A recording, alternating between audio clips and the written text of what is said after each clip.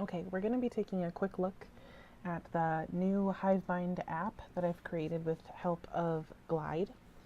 So this is an app that is a student co-constructed app where students across blocks can share their thinking with book groups that they normally don't get a chance to interact with. So there's not a whole lot in this app right now because it's still being created by you guys. So once we have information in the app, you can click it open with the lovely Bitmojis that I am a fan of. And then you'll see the information that's already there. As the form gets updated, which is how you're going to include all of this information, the app will auto-populate. So you download it once and it changes automatically with new information.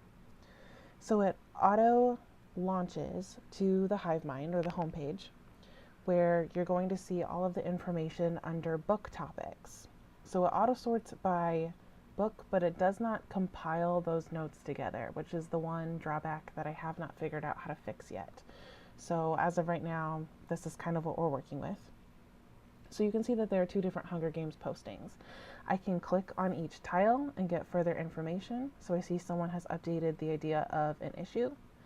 If I go back, I can see that the second posting is talking about how a setting affects a character.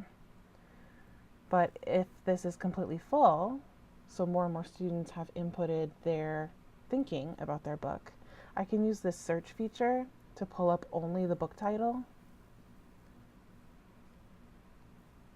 And so I can see both settings at once without the other books. Just like if I'm reading, let's say, Legend,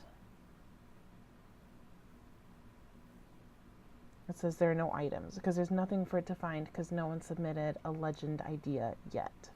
So it's a really quick way to search if there's something there for you to look at or not. And it's an easy way to search to see what's already there and what you want to add that's different.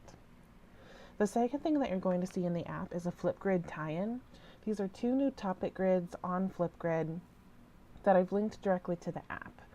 So we're trying something new with Flipgrid. It's under the Reader's Workshop tab. You could go directly to flipgrid.com, go to the Reader's Workshop.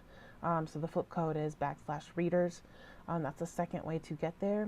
But if you are inspired based on something that you've read, you can go ahead and click a link open and it'll launch you to Flipgrid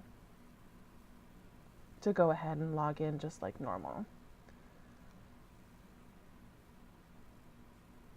The last thing that you'll see is a report a problem.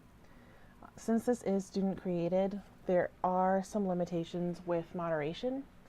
It all goes through a Google form, but sometimes things get written on Google Forms that are spelled incorrectly, or they're confusing, or they're misleading. And so if you notice a problem with something that has been added to the Google form, you can go ahead and click the report a problem.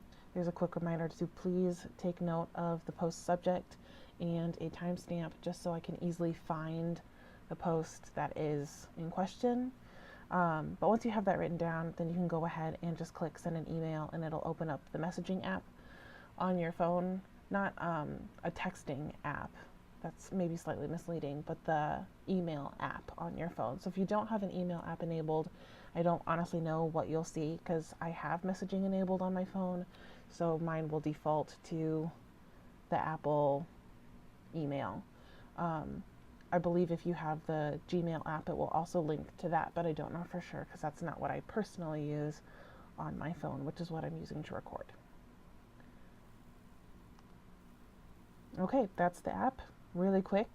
It's more just like a really quick study tool, a quick check-in device for you to use, especially when you're outside of class or wondering what other blocks are doing with their workshop time. There will be a second video here quickly where you will see the actual form that you will fill out so you kind of know how the information is put into the app.